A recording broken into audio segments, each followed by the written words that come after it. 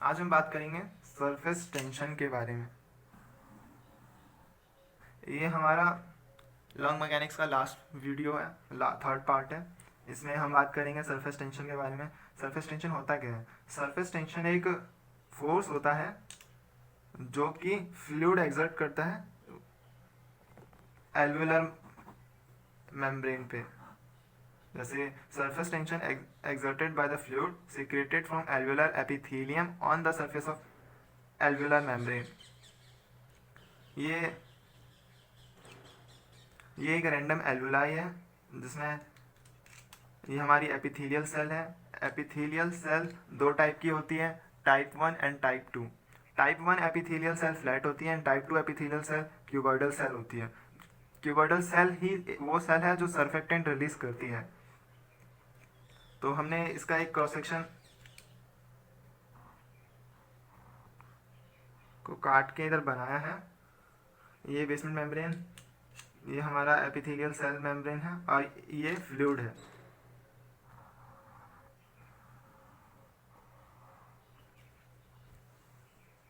किसी भी फ्लूइड में दो टाइप के मॉलिक्यूल्स पाए जाते हैं, दो जगह। एक तो जो डीपर लेयर में होता है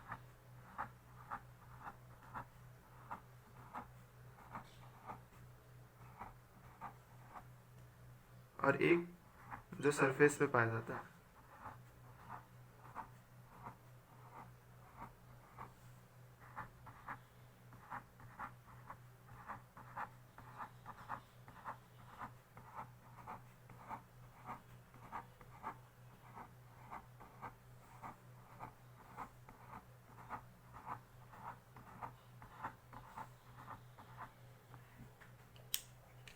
जो डीपर जो मॉलिक्यूल होता है वो जो फोर्स एक्सर्ट करते हैं, जैसे कि हम एक ये मॉलिक्यूल लेते हैं, ये जो फोर्स एक्सर्ट करेगा वो इस डायरेक्शन में भी करेगा, इस डायरेक्शन में भी करेगा, इस डायरेक्शन में भी और डाउनवर्ड में भी। वैसे ही ये वाला मॉलिक्यूल भी जो फोर्स एक्सर्ट करेगा वो करेगा इस डायरेक्शन में, इसमें अपवर्ड एंड डाउनवर्ड। ये इंटरमॉलिकुलर फोर्सेस है जो इनको बांध के रखती है। जो डीपर लेयर में मॉलिक्यूल पाया जाता है उसमें क्या है कि ये जो फोर्सेस है वो इक्वल एंड अपोजिट फोर्सेस है। तो इसका जो नेट फोर्स आता है वो जीरो होता है, नेट फोर्स जीरो। तो ये क्या करता है, फ्रीली मूव कर सकता है with in a fluid. But वो मॉलिक्यूल जो सरफेस पे पाया जाता है, जैसे कि ये वाला मॉलिक्यूल जो सरफेस पे है, यहाँ पे हमारा एयर है, यहाँ पे हमारा एयर है और ये फ्लूइड है। वो मॉलिक्यूल जो एयर फ्लूइड इंटरफेस पे मिलता है, वो फ्लूइड में जो फोर्स एक्सर्ट होगा वो लेफ्ट राइट होगा, इक्वल एंड अपोजिट डायरेक्शन में, तो ये कैंसिल आउट हो जाएंगे। बट और इसमें डाउनवर्ड फोर्स लगेगा, बट कोई भी अपवर्ड फोर्स नहीं लग रहा किसी भी मॉलिक्यूल में ऊपर। इस मॉलिक्यूल में ये वाला मॉलिक्यूल देखते हैं तो इसमें भी ये फोर्स लगा रहा है, ये इधर लगा रहा है। या इस वाले मॉलिक्यूल की बात करें तो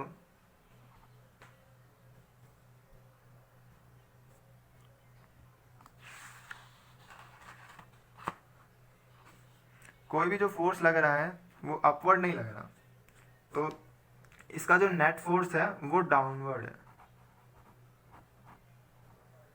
तो ये मॉलिक्यूल क्या करता है, कुछ जो अपर लेयर में जो मॉलिक्यूल है वो कुछ डीपर लेयर में जंप कर जाता है और जो सरफेस पे जो नंबर ऑफ मॉलिक्यूल है वो डिक्रीज हो जाता है। बट इनका intermolecular forces by side strong होता है तो ये श्रिंक हो जाता है, श्रिंक हो जाएगा। और श्रिंक होने से क्या होगा, जो सरफेस है वो डिक्रीज होगा। अब जैसे कि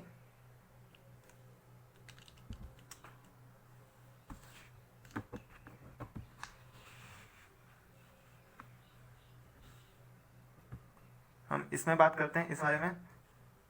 ये एक और लेयर बनाया हमने फ्लूइड का, इसमें मॉलिक्यूल है, सरफेस मॉलिक्यूल।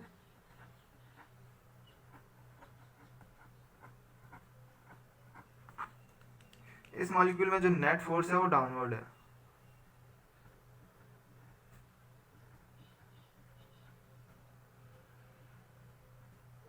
अगर इनमें से कोई भी मॉलिक्यूल जंप करता है या नीचे की तरफ स्केप कर जाता है तो इसका साइज छोटा हो जाएगा, मतलब ये जो फ्लूइड का सरफेस है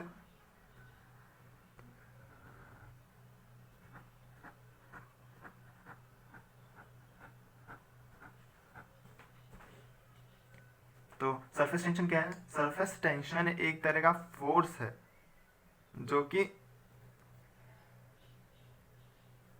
कौन सिक्रीट करता है? फ्लूइड सिक्रीट करती है, जो एल्वेलर एपिथेलियल सेल रिलीज करती है, सिक्रीट करती है और on the surface of alveolar membrane.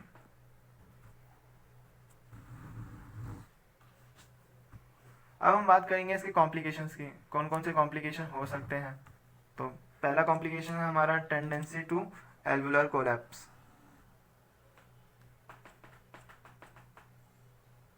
Tendency to alveolar collapsing.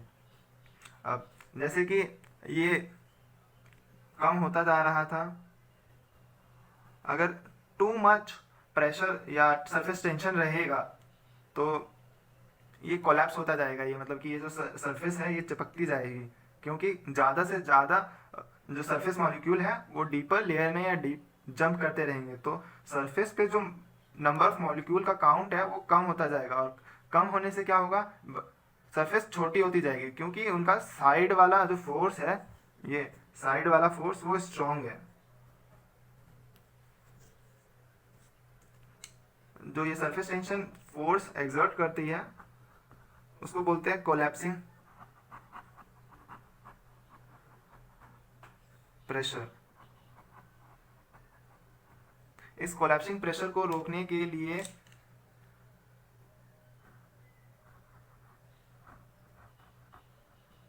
यहां पे प्रेजेंट होता है intra alveolar pressure. Intra alveolar pressure का क्या काम होता है? कोलैप्सिंग प्रेशर को रोक के रखना ताकि लंग्स कोलैप्स ना कर जाए। दूसरा कॉम्प्लिकेशन क्या है? Tendency to edema. Surface tension edema कैसे कॉज कर सकता है उसके बारे में हम बात करते हैं।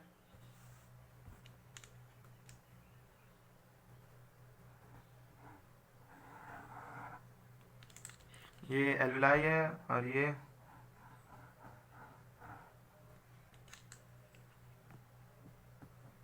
Epithelial cell. एपिथेलियल सेल के ऊपर क्या होगा? ये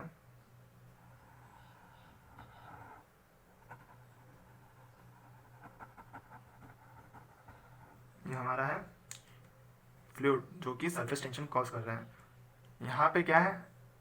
बहुत ज़्यादा कोलैप्सिंग प्रेशर है, और यहाँ पे ब्लड वेसल्स आता है। ये जो पल्मोनरी कैपिलरीज हैं ये बहुत परमिएबल होती है वाटर के या प्लाज्मा के। जब सरफेस टेंशन ज़्यादा रहेगा और ये कोलैप्सिंग प्रेशर ज़्यादा रहेगा तो ये अपने साथ में प्लाज्मा को भी सक कर लेगी, तो ये क्या कॉज करेगी? Pulmonary oedema. अब हम देखते हैं कि सरफेस टेंशन को कम कैसे कर सकते हैं। Factor preventing collapsing tendency of alveoli. एक तो इसमें हो गया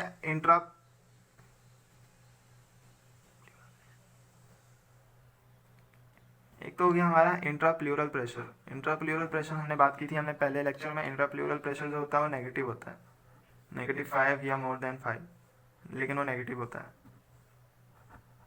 अब ये जितना भी ज़्यादा नेगेटिव हो, हमारा जो ट्रांस पल्मोनरी प्रेशर है वो हमारा पॉजिटिव आएगा। तो ये ट्रांस पल्मोनरी प्रेशर क्या करता था? ये किसी भी एल्वोलाई का डायलेटिंग और डिफ्लेक्टिंग प्रेशर है। अगर ये प्रेशर पॉजिटिव आएगा, क्योंकि ट्रांस पल्मोनरी प्रेशर जो होता था वो alveolar pressure minus alveolar pressure 0 होता है, और एल्वुलर प्रेशर माइनस ये इंट्राप्लूरल प्रेशर, जैसे कि हम -5 ले लेते हैं, -5, तो ये क्या आएगा? +5। तो ये प्रेशर रिस्पॉन्सिबल है कि डायलेट करना है एक एल्वुलाई को, और दूसरा हमारा है सर्फेक्टेंस। सर्फेक्टेंस के बारे में हम दूसरे पार्ट में बात करते हैं, सर्फेक्टेंस क्या होता है और कैसे सरफेस टेंशन को कम करता है। सर्फेक्टेंस क्या होता है? सर्फेक्टेंस इज अ मटेरियल और agent that is responsible for lowering the surface tension of fluid. अगर ये सर्फेक्टेंट्स जो है एपिथेलियल सेल, इसके epithelial cell alveoli of lung secrete करता है, कहाँ पे? एल्वेलाई में, तो उसको बोलते हैं पल्मोनरी सर्फेक्टेंट्स। अब हम देखेंगे पल्मोनरी सर्फेक्टेंट्स बनता कैसे है। हमने पहले देखा था कि जो सर्फेक्टेंट्स है वो एल्वेलाई का टाइप 2 सेल रिलीज करता है, इसको टाइप 2 न्यूमोसाइट भी बोलते हैं।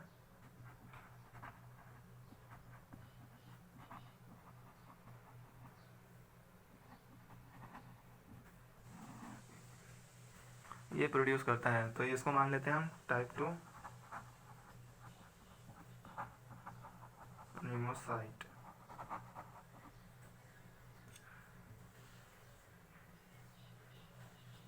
टाइप 2 न्यूमोसाइट जो है वो सर्फेक्टेंट मॉलिक्यूल प्रोड्यूस या सिंथेसाइज करता है, उसको वो स्टोर करके रखता है क्लस्टर के फॉर्म में, और इस क्लस्टर को बोलते हैं लैमिनार बॉडी।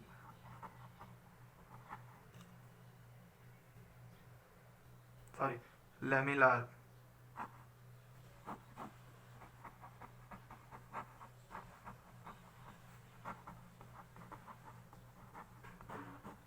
लैमिनार बॉडीज बोलते हैं। By the process of exocytosis,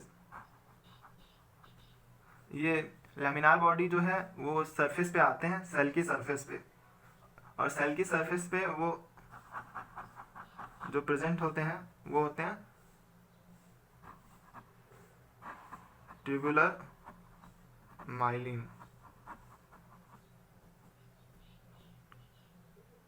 tubular myelin में प्रेजेंट होते हैं।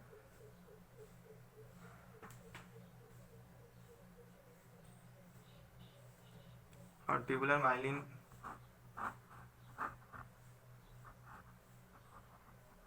ये जो प्रेजेंट है इसी को बोलते हैं सर्फेक्टेंट मॉलिक्यूल।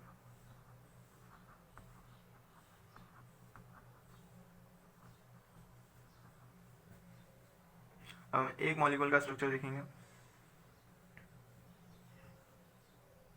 जो ट्यूबुलर माइलिन है वो, एक मिनट, जो सर्फेक्टेंट है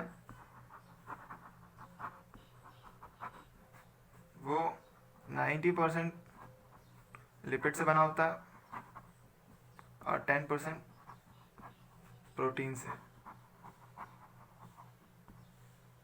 अब हम देखेंगे इसका स्ट्रक्चर।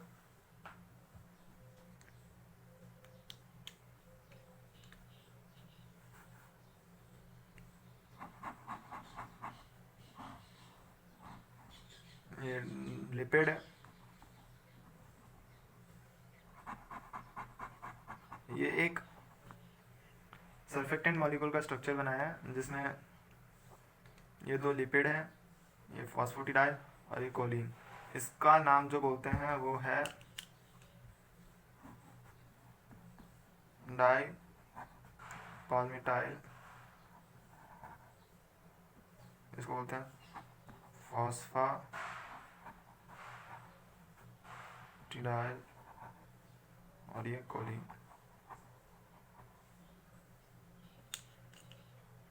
इसमें प्रोटीन पाए जाते हैं ABCD,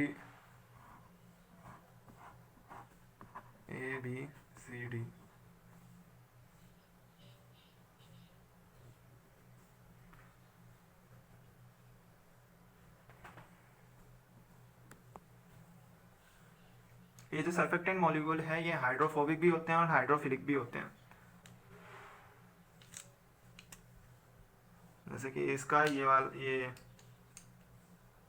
हाइड्रोफोबिक, अपर पार्ट जो होता है हाइड्रोफोबिक होता है और इनर पार्ट जो होता है वो हाइड्रोफिलिक होता है। अब हम ये देखेंगे कि सर्फेक्टेंट सरफेस टेंशन रिड्यूस कैसे करता है।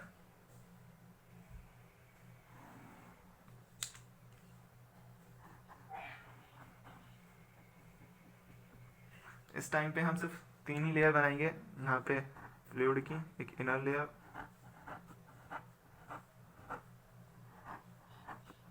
मिडल लेयर और ये अपर लेयर।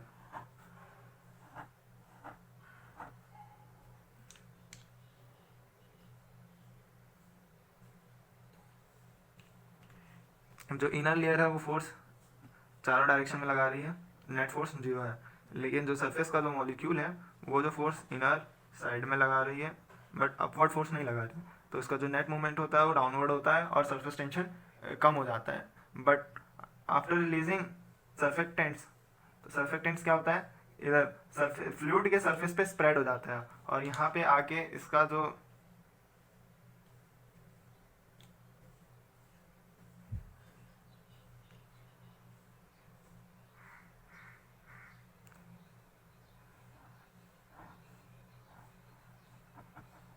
यहाँ पर हाइड्रोफोबिक पार्ट है ये डिसॉल्व नहीं होता, जैसे कि ये फ्लूइड की मेम्ब्रेन है,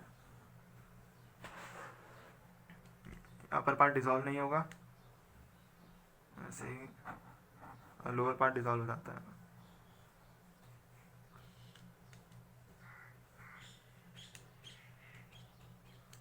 जो ये सर्फेक्टेंट मॉलिक्यूल का जो लोअर जो हाइड्रोफिलिक पार्ट है वो डाउनवर्ड फोर्स लगाता है और ये इंटरमॉलिक्यूलर फोर्सेस भी लगाता है साइड में,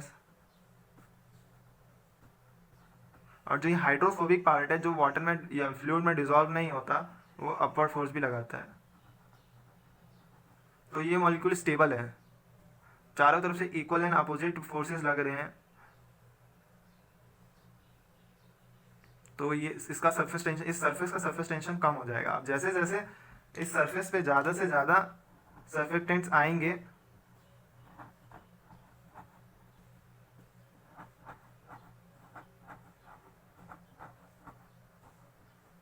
वैसे वैसे सरफेस टेंशन कम होता जाएगा।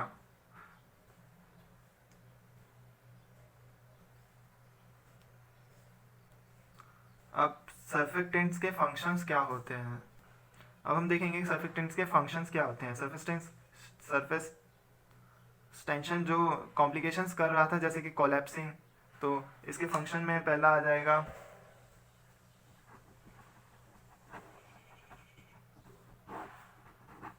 Reduce surface tension. Reduce surface tension करने से क्या होगा, सरफेस टेंशन कम होगा तो कोलैप्सिंग प्रेशर भी कम होगा, कोलैप्सिंग प्रेशर के कम होने से क्या होगा,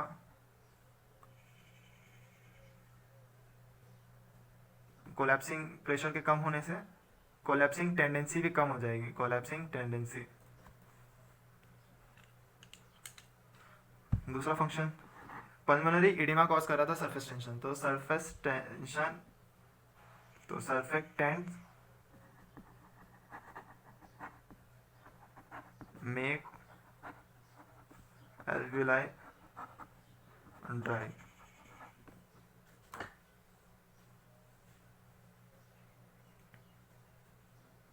अब हम बात करते हैं इसके कॉम्प्लिकेशंस की। इसका नाम सुना होगा आप लोगों ने, रेस्पिरेटरी डिस्ट्रेस सिंड्रोम। ये दो होते हैं, एक इन्फेंट में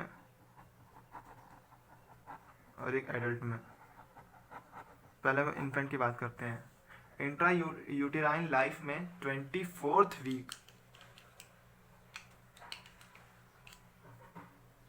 24th वीक में सर्फेक्टेंट्स का प्रोडक्शन स्टार्ट हो जाता है, बट 35 वीक्स में सर्फेक्टेंट्स हाईली अमाउंट में प्रेजेंट होता है फीटल एल्वियोलाई में। अगर बच्चे में डिलीवरी के टाइम पे सर्फेक्टेंट्स कम हुआ और सर्फेक्टेंट्स कम हुआ तो उसका जो एल्वुलर सरफेस टेंशन है वो इंक्रीज रहेगा और जो एल्वुलाई है वो कोलैप्स रहेगा। नॉर्मली क्या होता है जब सर्फेक्टेंट्स प्रेजेंट है यहाँ पे एल्वुलाई में, और डिलीवरी के बाद जब प्लेसेंटा को कट करते हैं, कट करने के बाद क्या होगा, उसको ऑक्सीजन मदर से नहीं मिल रही है, तब लंग्स में हाइपोक्सिया डेवलप होगा, और हाइपोक्सिया सेंट्रल नर्वस सिस्टम को ट्रिगर करेगा और स्टिमुलेट करेगा, और सेंट्रल नर्वस सिस्टम बहुत जल्दी से कॉन्ट्रैक्शन इंस्पायरेटरी मसल्स को करेगी, और इंस्पायरेटरी मसल्स को कॉन्ट्रैक्ट करने के बाद जो है वो चेस्ट का वॉल्यूम बढ़ेगा और इनहेलेशन स्टार्ट होता है। इनहेलेशन स्टार्ट होने के बाद जब एक्सपायरेशन करता है तो सर्फेक्टेंट्स ही है जो कि लंग्स को कोलैप्स नहीं होने देगा वापस से।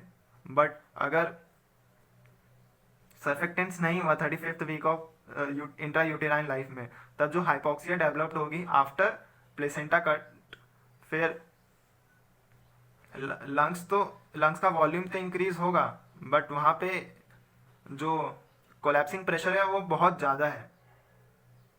तो बच्चे का जो इन्फेंट का जो लंग है और इंस्पायरेटरी मसल्स है वो इतना भी स्ट्रांग नहीं है कि वो उस कोलैप्सिंग प्रेशर को तोड़ सके और एयर एल्वुलाई तक जाए, तो इससे इंस्पायरेटरी डिस्ट्रेस सिंड्रोम इन इन्फेंट मिलता है। अगर सर्फेक्टेंट्स एडल्ट में प्रेजेंट नहीं हुआ या किसी कारण से एडल्ट में कम हुआ, तो उसमें भी ये कोलैप्सिंग प्रॉब्लम आती है, जिसको respiratory distress syndrome in adult बोलते हैं।